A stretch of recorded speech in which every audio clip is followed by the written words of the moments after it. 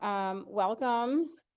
This is a presentation on international students and work for F-1 international students, and I'll be presenting first, and then I'll be handing it over to career development, and we will introduce ourselves as well at the beginning. So we're having a little bit of technical difficulties with Rebecca and I talking at the same time. So I think I'm actually going to introduce her and tell you a little about what she does. And then once we get to her section, she can tell you a bit more. So, so this presentation is going to cover the following: a quick introduction about International Education Center and career development and the different roles we play in terms of international students and work. I'll talk briefly about Social Security numbers, and then we'll go into work limitations and possibilities. I have Social Security's and numbers in there twice. I apologize. I have to take one of those out. We're just going to do it once. And then I'm going to have Rebecca talk in more depth around internships and what the process is like. Feel free to put any questions that you have in the chat as we're going through. If I'm unable to answer them at the moment, we will definitely get to them towards the end of the presentation. So IEC and career development. So my name is Maggie Sherlin, and I'm the International Student Advisor here at Mass College of Art and Design, and I work in the International Education Center. And then I am co-presenting with Rebecca from Career Development, and Rebecca's primary role is the Internship Advisor at Mass Art, and she'll tell you more about what she does. But just as a quick overview, because I know sometimes students, especially international students, get a little confused about what I do versus what career development does. So I can advise you on your immigration status and how and when you can work, and also on your Social Security number. And career development is the expert on helping you look for jobs, writing resumes and cover letters, helping you with job interview tips, and also general US job market etiquette. So,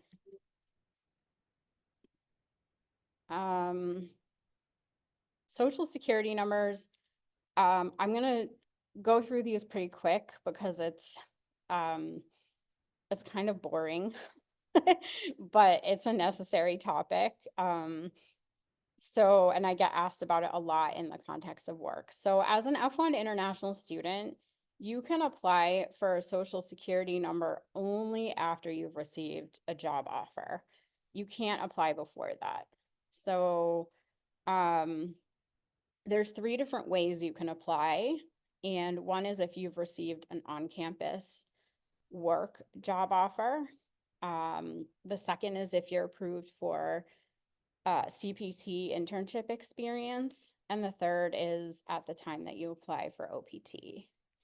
And we have information about that walks you through the exact process on our website. But just these are just snapshots from the website. You can see that there's different steps here for that you follow for applying for an SSN if you get an on-campus job offer. And then I have the link here, which I will be sharing the PowerPoint with everyone, so you don't have to rush to take pictures or write things down. And then just lastly, these are screenshots of the process if to apply for an SSN, if you have gotten approved for CPT, and then that's how you apply for OPT. One thing that's very important that you should know is you only ever apply for an SSN once in your life. Once you have the SSN, it is your number for life.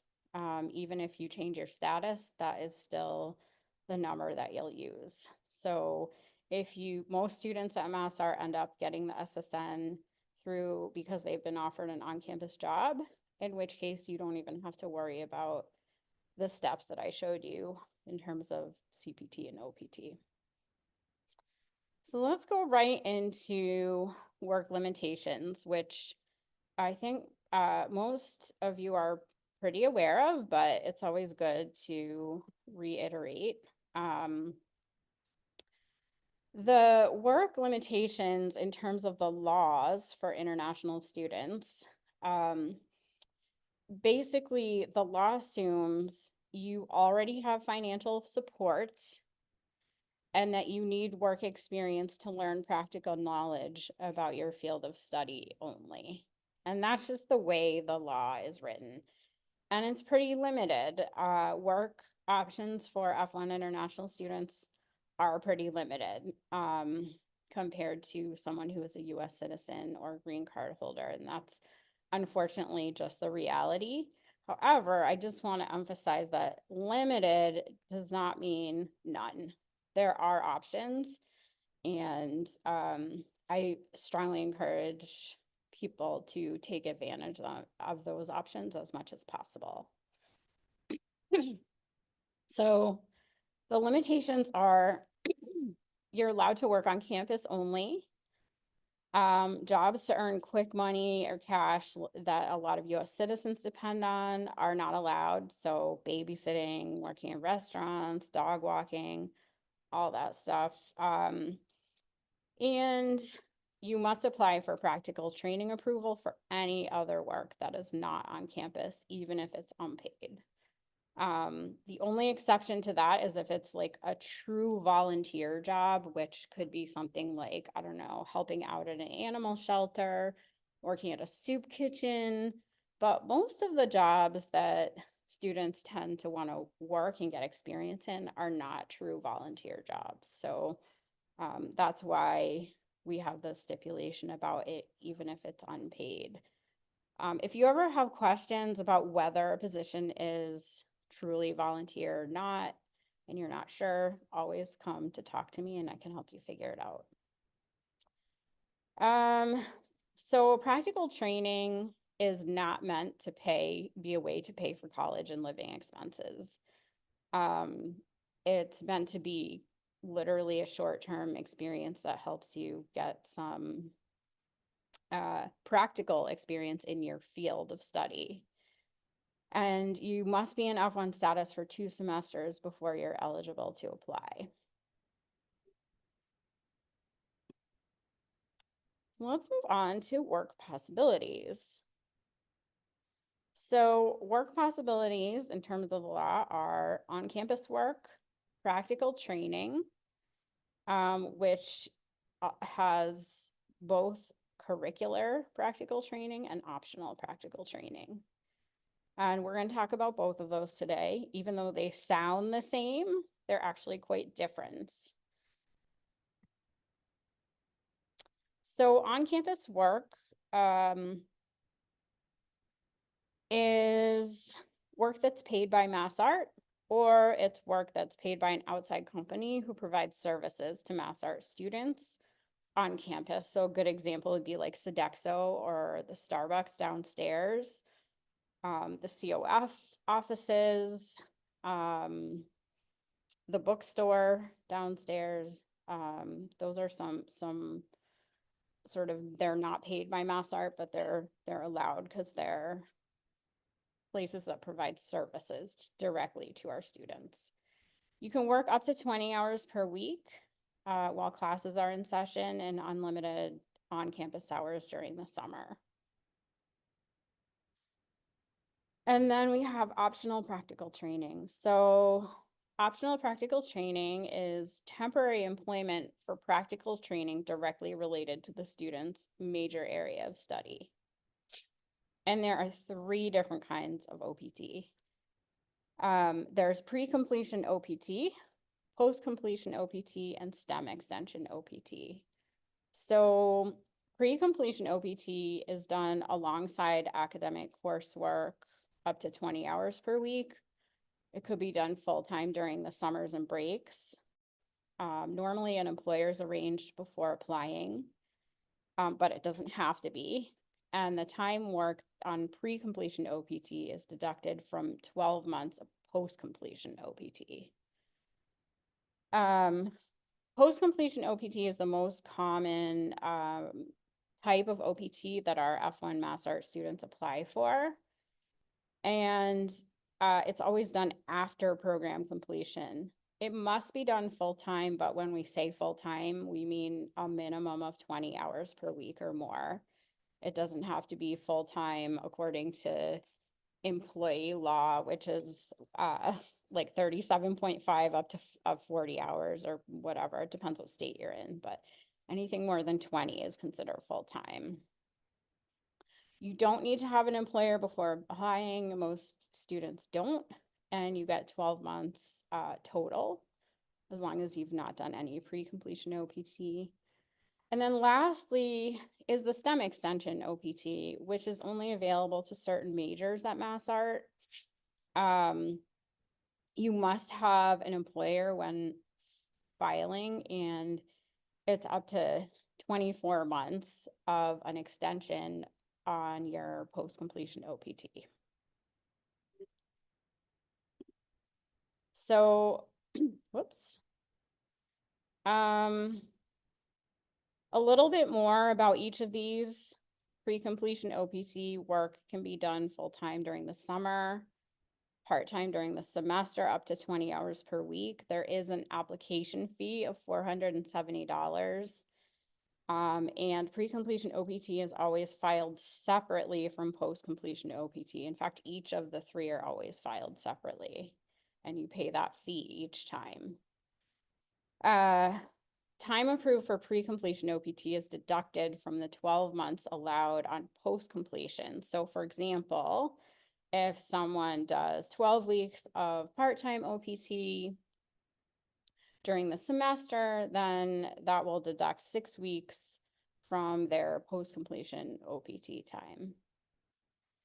Other rules are the work must be directly related to your major field of study, and you must report the work to the DSO. The DSO is me, designated school official, otherwise known as International Student Advisor.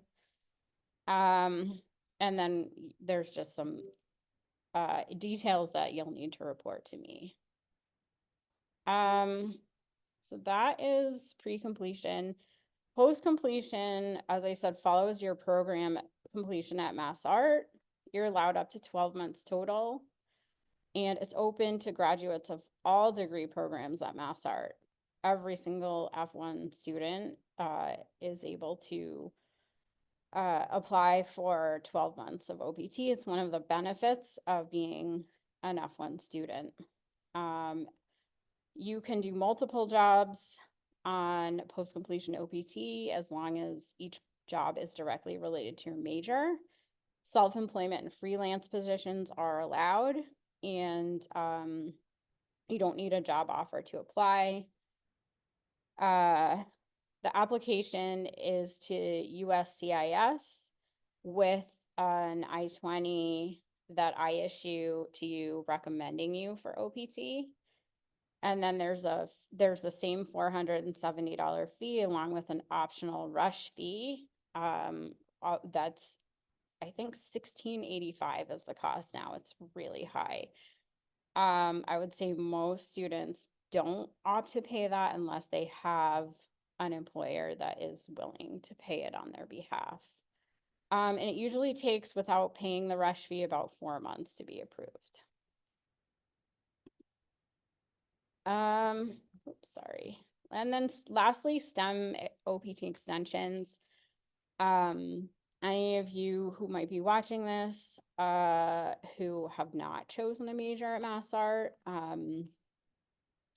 or even if you have, you should know that we have 5 different majors between grad and undergrad programs that are STEM eligible. So they are a BFA in architecture, a BFA in communication design, Master of Architecture, Master of Fine Arts and Dynamic Media Institute, and the MDes Master of Design program. So anyone who is in who has graduated from Mass Art and any of those programs, if you are working for an employer in your field of study during your post-completion OPT, you are eligible to apply for a STEM OPT extension. I won't say a lot more about this because I do offer separate sessions on STEM OPT extensions, but I will say that you do need to be working for an E-Verify employer. Most employers are E-Verify, but not all. And on our website, there's a link to the E-Verify site so you can check.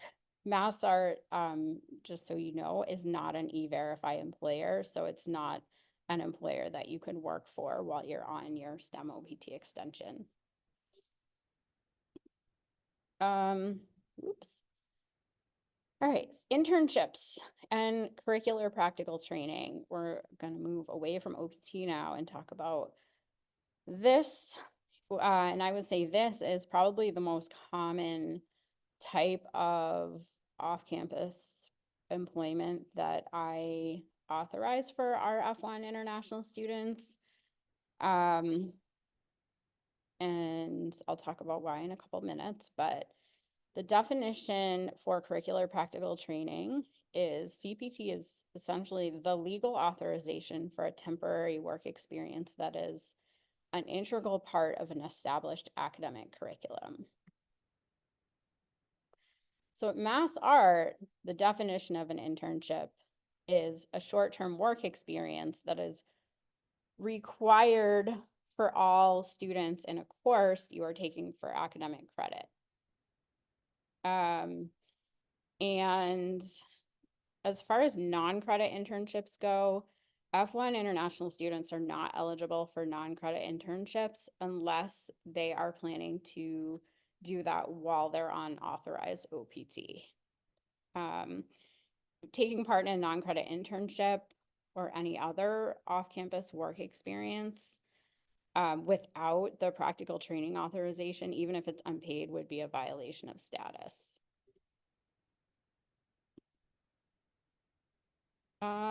So the authorization overview for CPT is essentially the legal justification for CPT is that the work is a required component for all the students in the 3-credit internship course. You need a job offer to apply. You can apply for CPT and course registration approval through the handshake system that career development oversees. And the international student advisor myself, I will approve CPT as part of the handshake application. It's built into the process. There's no fee for it, but graduate students will pay the course fee, so 3 credits. Most graduate students will take, will use their CPT internships as like elective credits that they need to fill. And lastly, participation in CPT internships does not affect your OPT eligibility as long as you do not use more than an 11 and a half months of full-time CPT. So in a moment, I'm going to hand it over to Rebecca, and she's going to talk in more depth about internships and also what her office does. But here's a suggested timeline for applying for internships over the summer. I would say most of our F-1 international students will use CPT over the summer. And so this is just kind of a suggested timeline for when you should have things together by, and Rebecca will go into a lot more detail than this in a moment. So here is Rebecca, and I'm actually going to move so there's no technical issues with the sound. Hello, everyone. My name is Rebecca Wright. I work in the Career Development Office. I'm the internship manager. Our office is located on the 2nd floor of Kennedy if you ever have questions and need to stop by. I'm going to talk a little bit about the internship program and the process. The process that you will follow is the same that all students are doing. The only little difference is the CPT step, which is pretty straightforward. So just know that this is what every student at MassArt, if they're doing an internship, they're going to do. The first thing to know is that for a credit-bearing internship, there's a very specific structure that's needed for an opportunity to qualify for internship credit. And the key requirement for that is that the internship is mentored by a professional in your industry. And so that's kind of depends on your major. If you're in communication design, that means you'd be mentored by professional designer or art director. Photography, you might be working with a professional photographer as like an assistant camera, or you might be working on a film set with a producer or a director, but you have to be working with a professional who has expertise in your field. So that's the main requirement. The other part of it is it has to be with an established company, organization, or studio practice. So it could be with an artist, could be with a nonprofit or a for-profit company, but they have to be have an established track record, so that you're basically observing how they operate as a business. And then the other part of it is that the internship is entry level and for training purposes. So you would do the opportunity as a way to kind of learn how to use your skills in a professional environment. So this often kind of comes up. Some students have found job opportunities that they want to count as an internship and get credit. But it's important to know that a job and an internship are different things. They're structured very differently. So an internship has a mentor with expertise in the field. For a job, it's an employer who's hiring someone who's already an expert. An internship is mostly focused on training, and a job usually does not have that much training. They might give you kind of initial training, but it's mostly to get you up and running, so you can do everything yourself. Internships are typically related to an academic program, and it aligns with the academic semester and your class schedule. For a job, generally, you don't always have a supervisor who has expertise to guide you. Sometimes they're just hiring someone who already is an expert. The focus is on their business needs. They're not going to train beyond just basic training. And then they usually don't align with a semester class. So that's just some things to be aware of when you're looking for an internship. As for MassArt, when an internship is registered for credit, it's 3 elective credits. So this would be count towards graduation requirements or additional electives if you've already met your elective requirements. In order for the internship to qualify for credit, there's a minimum number of hours, and that's 135 within the 15-week semester. And 15 weeks is usually start of classes to end of classes.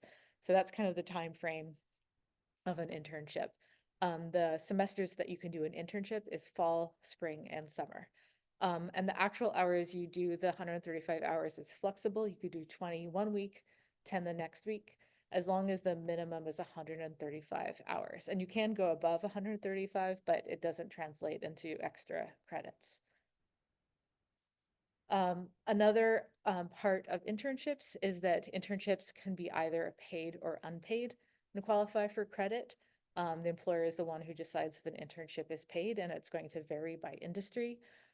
For undergrad BFA students, there is no charge for doing a summer internship.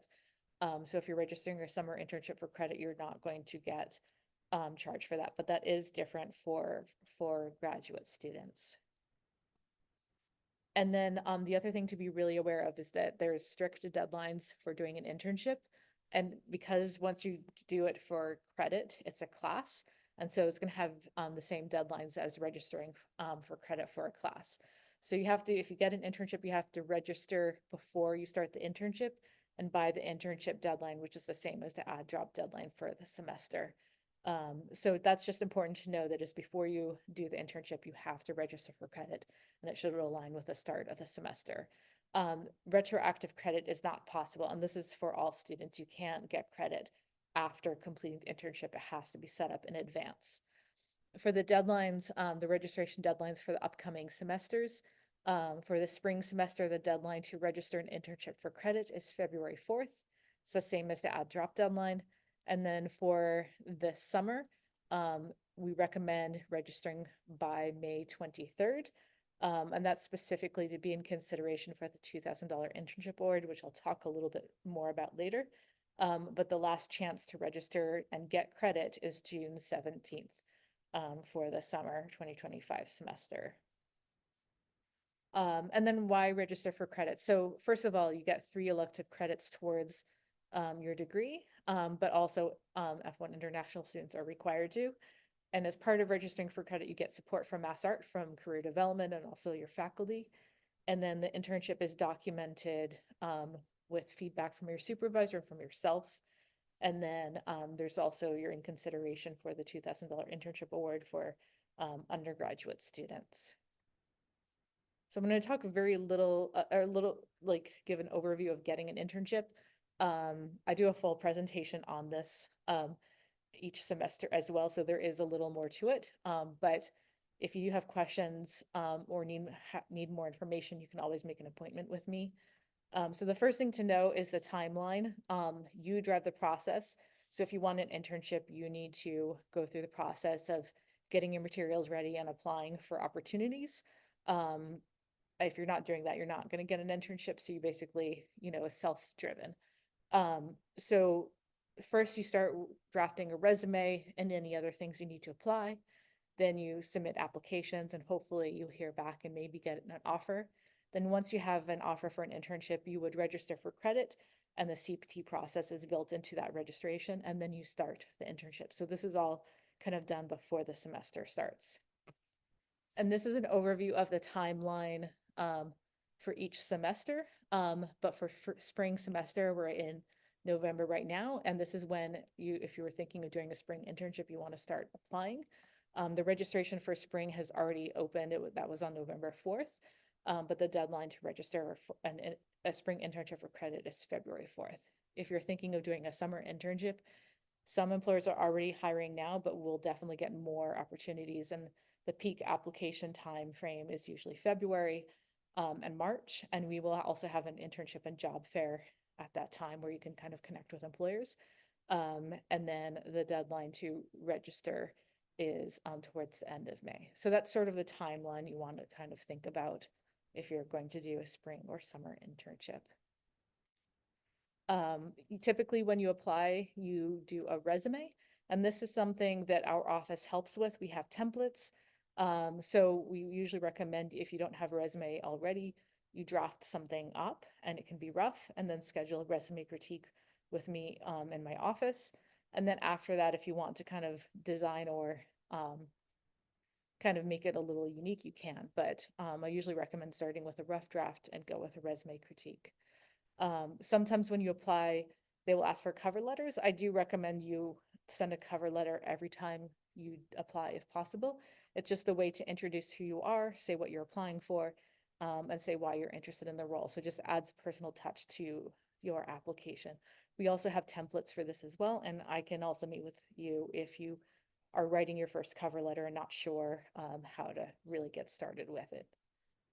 And the idea is that when you do submit an application, you have a nice little package. You have your resume, you have a cover letter, especially if you're a design student, it kind of has a visual look to it that gives a nice impact on the other end. So just another idea to kind of think about when you go to apply for opportunities. Sometimes employers ask for portfolio or samples of your work. This really depends on the type of opportunity you're applying for, and it's not always required. So it might be more required in a graphic design internship, but it may not be required in a museum gallery internship if you're not doing any design work.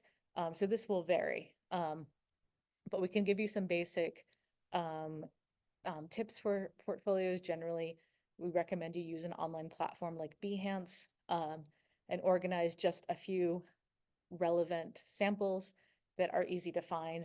Keep it very short, and then keep it relevant to what you're applying for. And sometimes it helps include process work as well. So for finding opportunities, we recommend you start with Handshake. Anytime we hear from an employer who's looking to hire an intern, we have it in Handshake. So that's going to be the #1 resource where all opportunities for current students will be posted, but you're not required to just look in Handshake. You can look on other job boards like Indeed.com, hireculture.org. Sometimes professional associations like design associations will have their own job boards.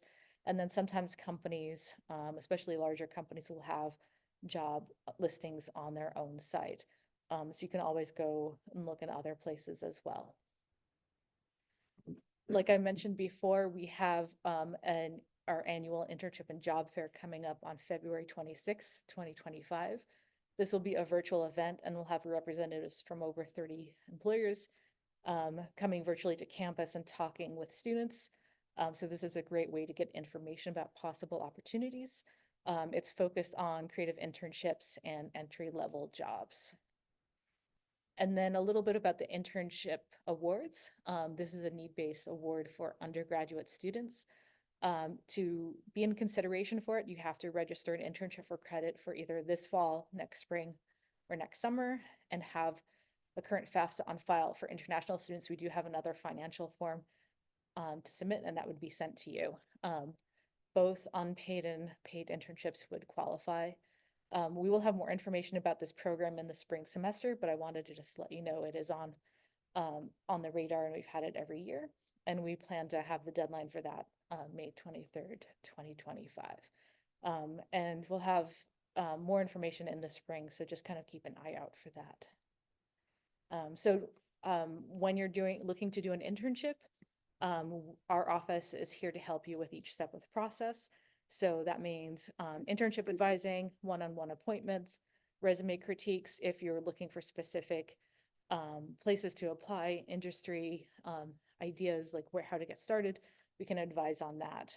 We have managed Handshake with job and internship listings, the internship program, and then also help with resumes and cover letters and provide events like this. So I'm going to turn it over to questions and back to Maggie.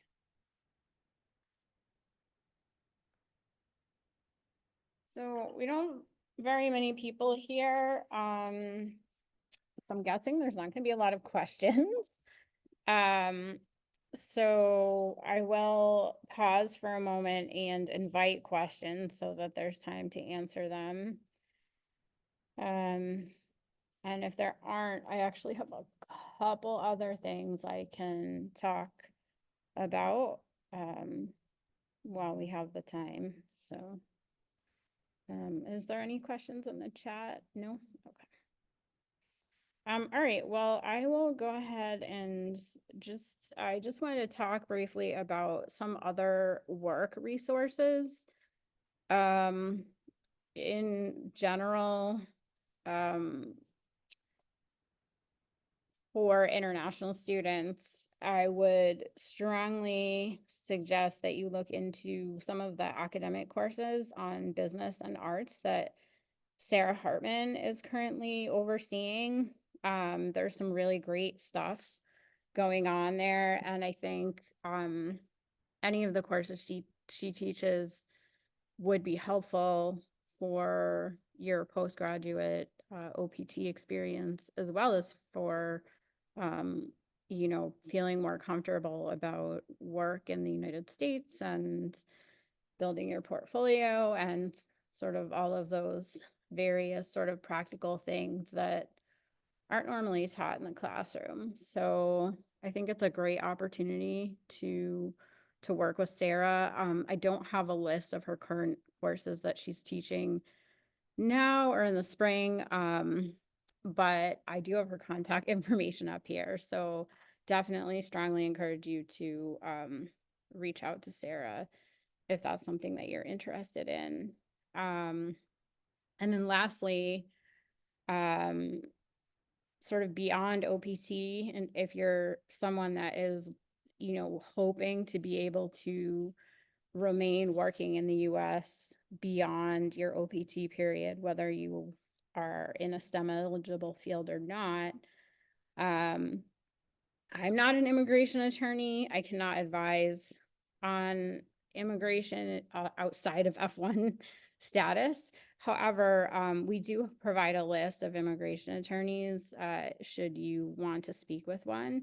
We also have a list of nonprofit legal services. That list is usually more appropriate for F-1 international students who may be looking to change to a status, and may be eligible for a status like such as refugee or asylee, something like that. But actually the nonprofit legal services, they'll help anyone.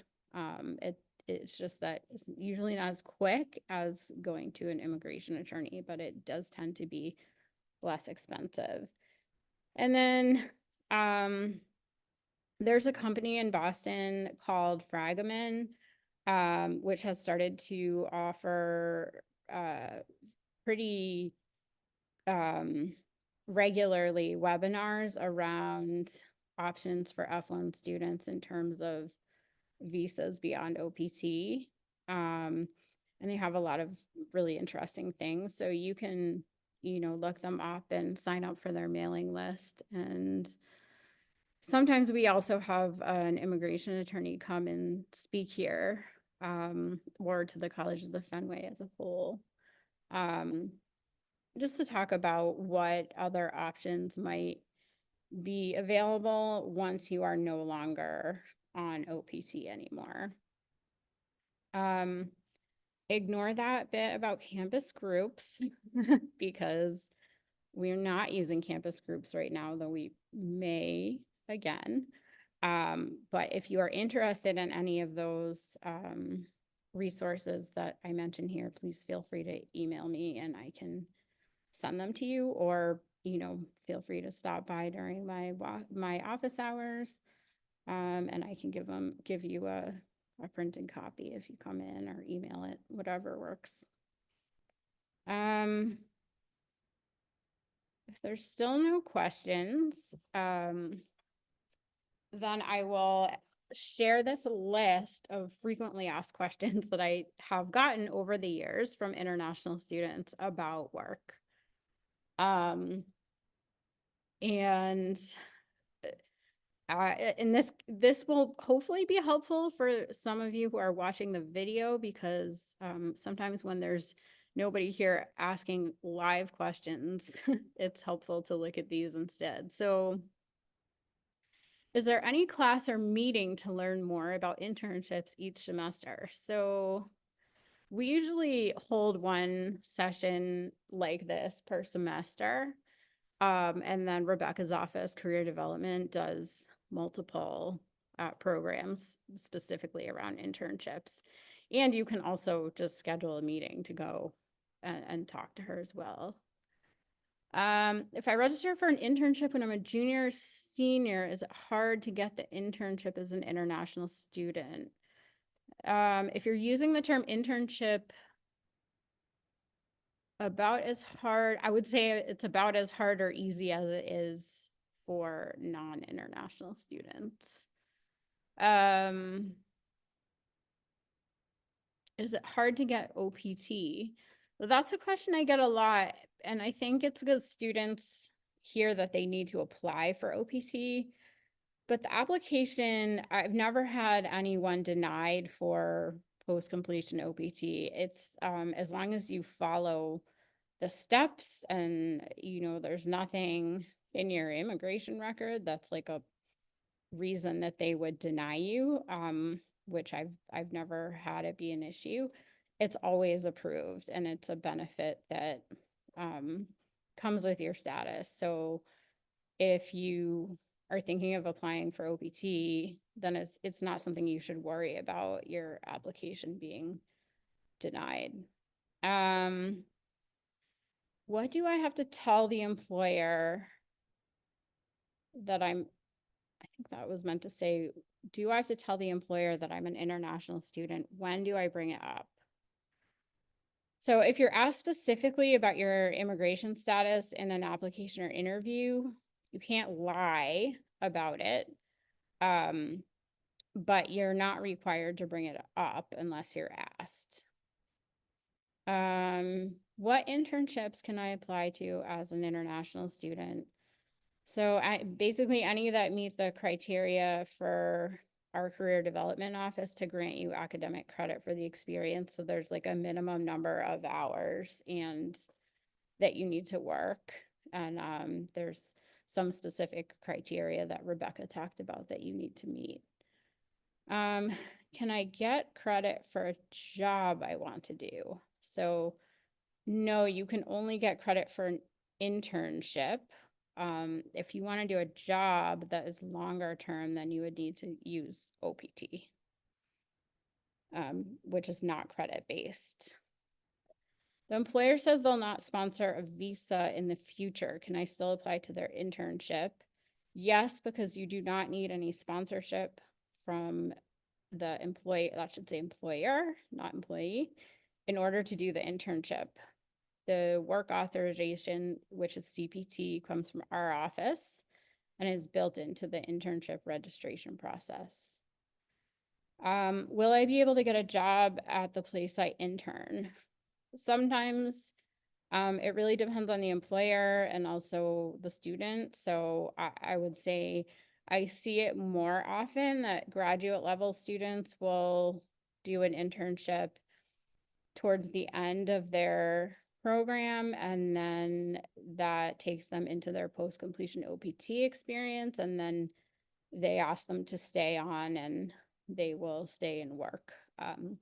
But it really just depends on the situation. And where do international student alums, what do they usually do after graduation? Internships, industry jobs. I'd say it really depends on the major and also if they're a graduate level student or an undergraduate level student. So there's unfortunately not one simple answer to that. I will say it's not uncommon for international students to take on an internship during OPT, because maybe they didn't have enough time to do an internship during their program, or they did one but they wanted to try an internship somewhere else. So internships are short term, so it can be a good option also when you're on OPT. Just and then of course while you're in OPT you don't need to be getting academic credit, so that can be a little easier. All right, well, I'm not going to go through that glossary of terms. I think we're pretty much at the end here. We went through a lot of information in 45 minutes. I hope it was helpful, and don't hesitate to come and see myself or Rebecca. Schedule an appointment, stop in during my office hours. And yeah, take care. And I look forward to hearing your questions.